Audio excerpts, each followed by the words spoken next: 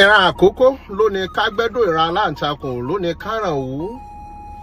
ìran yínmíyínmí wọ́n jọ lọ́jẹ̀ ọṣẹ àràmàǹdà, ìran kan jọ lọ́jẹ̀ epo òsèlé, ìran agbe ló jọba nílùú ìdáró, ìran olóṣùn wọn fẹ́ tàlùkù síwájú, lékèlékè ló jọba nílùú kẹfúnninní. lórí ọ̀rọ̀ wípé àwọn Ìlọrin àbí Ìlọrin Emirate lápapọ̀ wọ́n wò pé kí olóyè Sunday Igboho àbíjọba ìpínlẹ̀ Kwara ní kí olóyè Sunday Igboho má ṣe wá sí ìpínlẹ̀ Kwara mọ́. àwa wò ó àtàn yẹ́bẹ́yẹ́bẹ́ pé kí ló lè fàdí ọ̀rọ̀ yìí nígbà tó ṣe pé gómìnà ló ní ká wá tẹ́lẹ̀, kọmíṣánná á sì mọ̀ sí. àwa wò pé kí ló fa gbogbo kùdìẹ̀kudiẹ yìí, làwa láǹfààní látọ̀ àwọn tó jẹ́ ọmọ bíbí inú Ìlọrin pé kí ló dé, kí ni ohun tó ṣẹlẹ̀. tá a bá wo àwọn agbègbè kan nípínlẹ̀ Kwara, àwọn èèyàn ò lè lóko, wọn ò lè lódò, àwọn ìlú sì ti tú. ṣé bàbá wa ọlọ́lá ìlú Ìlọrin wọn fẹ́ jẹ́ kí ìlú Ìlọrin létò ni? àbí gbogbo àwọn sànmọ̀rí tó jọmọ bíbí inú ìlú Ìlọrin inú wọn ò dùn? àbáwọn gan ni wọ́n wà lágbọ́nu pé báwọn ìlú yìí ṣe ń tú ni wọ́n wá ní bàbá wa ọlọ́lá ìlú Ìlọrin kì í ṣe bẹ́ẹ̀. gbogbo àwọn ọmọ ìlú Ìlọrin wọn ń ṣe ẹni tí wọ́n fẹ́ jẹ́ kí ìlú onílùú tú, àmọ́ ìpayà wọn bó bá ṣèwọ náà wò wò wípé ọlọ́mọ sọ wá dọlọ́lá àná, gbogbo ohun tí ó túlù mọ́ wa lórí a ò ní ṣe é. wọ́n ní ẹ má jẹ́ ń tú ìsọ, ẹ wo fọ́nrán tí mo fẹ́ gbé sí yìí wò káwọn ohun tó ṣẹlẹ̀ ń bẹ̀. ẹ bá wa dárúkọ yìí sá àti bí ẹ ṣe jẹ́. Auzubillahi minash shaitani rajim, bismillahir rahmanir rahim. Assalamu alaikum warahmatullahi wabarakatuh. orúkọ mi ní ẹ̀kúnrẹ́rẹ́ òun ni Imam tí ọ̀pọ̀lọpọ̀ àwọn èèyàn mọ̀ ní sí US Imam. ẹnì kejì mi tí a jọ dúró òun náà ni AA Abọ́lájí Àjàsà tí a jẹ́ aṣojú fún Ìlọrin Heritage Preservation Foundation. ó tó ṣẹlẹ̀ ni pé à ń gbọ́ àwọn ọ̀rọ̀ kan, wọ́n ní Ìlọrin, wọ́n ní wọn ò fara mọ́ ẹ̀ṣọ́ aláàbò ìlú Ẹkun tí Sunday Igboho fẹ́ gbé wá. kí la lè sọ lórí rẹ̀? àkọ́kọ́ ní pé mi ò lágbára láti gbẹnusọ fún Ìlọrin. bàbá ọba Ìlọrin àbáwọn tí wọ́n bá yàn àwọn ni wọ́n ní agbára, àmọ́ gẹ́gẹ́ bí foundation ti tiwa tó ṣe pé àṣà àti àládà Ìlọrin náà làwa fẹ́ máa protect lọ́dọ̀ titiwa, àwa náà faramọ́ a sì padà gbé jáde láìpẹ́ pé a faramọ́. and then yes sir. ojú wo lẹ fi wò àti pé kí ló dé tẹ́ fi faramọ́?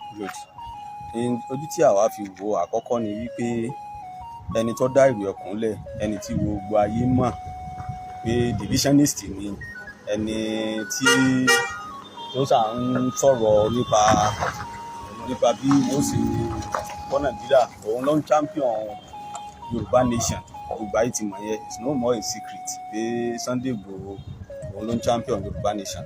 so gbóò la nílò àwa ti fẹ́ trust rẹ̀, and Yorùbá nation gbà yẹn gbogbo àwọn activities wọn wọ́n ní pé wọ́n láwọn ń bọ̀ wá ìjákì lọ́rin, àwọn kògùn bọ̀ wá, àwọn fẹ́ wá yọba lọ́rin, so kìdí ń pa wá lẹ́rìn. so nígbàgbọ́ àní confidence nínú the so called Ìlú Ẹkùn àti ẹni tó dálẹ̀. so that is our position as members of Ìlọrin Heritage Preservation Foundation. mo sọ lẹ́ẹ̀kan, a sọ̀rọ̀ fún Ìlọrin, à ń sọ̀rọ̀ fún foundation àti titiwa táwa ń sojú pé position titiwa o a sì padà gbé jáde, a sì ṣègbésẹ̀ tó bá yẹ ká sí. Ìlú Ẹkùn àtẹnitọ́ dálẹ̀ àfẹ́ wọn nílọrin, àfẹ́ wọn Kwara. nígbà tó jẹ́ pé ó ti wá tọ́sí ti tó pé Ìlọrin gan-an ti ṣe ìfilọ́lẹ̀ rẹ̀ báyìí ńkọ́? kò dí wa lọ́wọ́ láti ṣègbésẹ̀ titiwa, kò dí wa lọ́wọ́ láti ṣègbésẹ̀ tá a bá fẹ́ ṣe. because èyí tí àwa fẹ́ ṣe òun ni wípé ká find out ṣé ìjọba ti fún ní license ní Kwara lọ́kàn wa.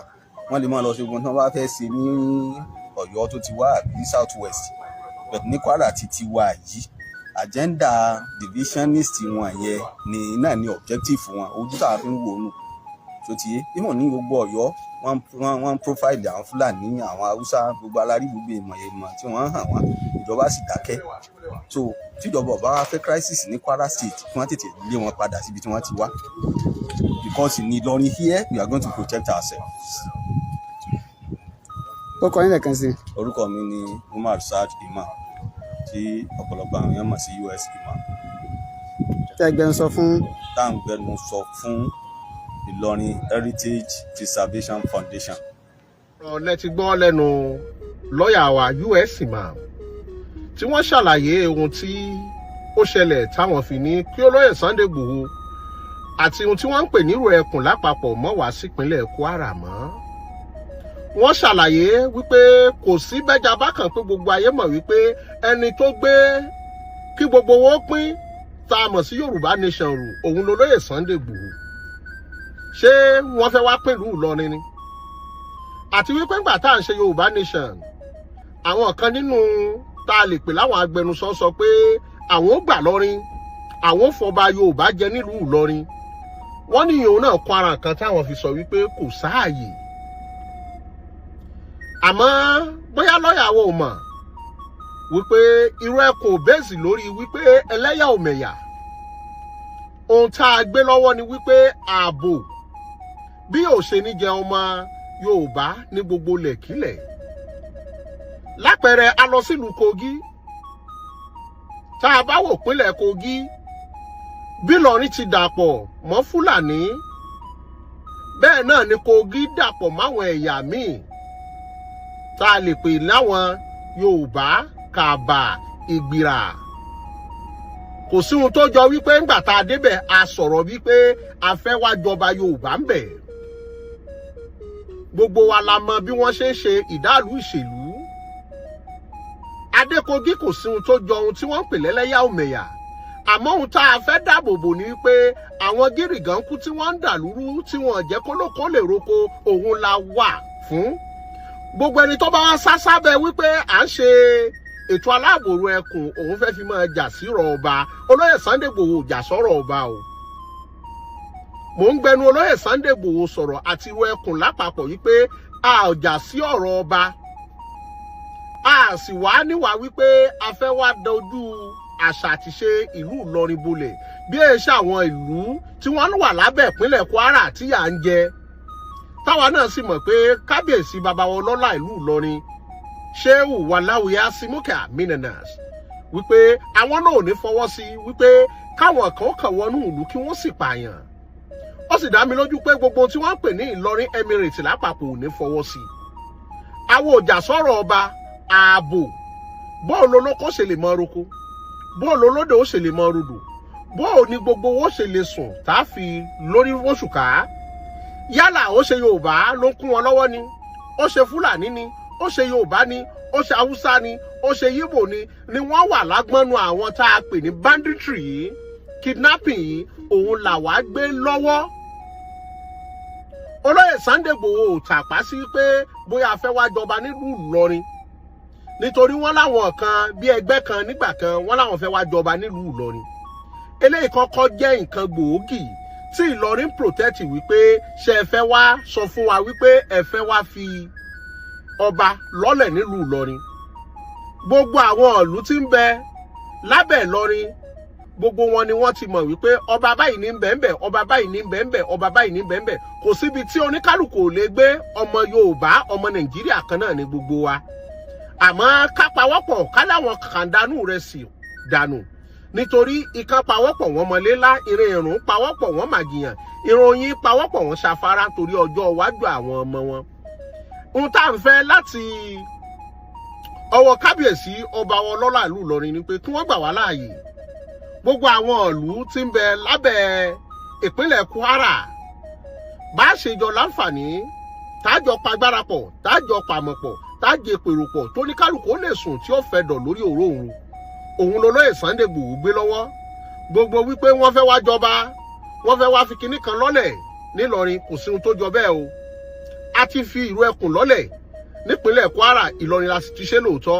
àmọ́ gbogbo ohun tó jọmọ́ wípé wọ́n fẹ́ wá bá Ìlọrin jà rárá o. àbí wọ́n fẹ́ wá yọ kábíyèsí baba wa Sùlù Gàmbàrí kúrò lórí oyè rárá o.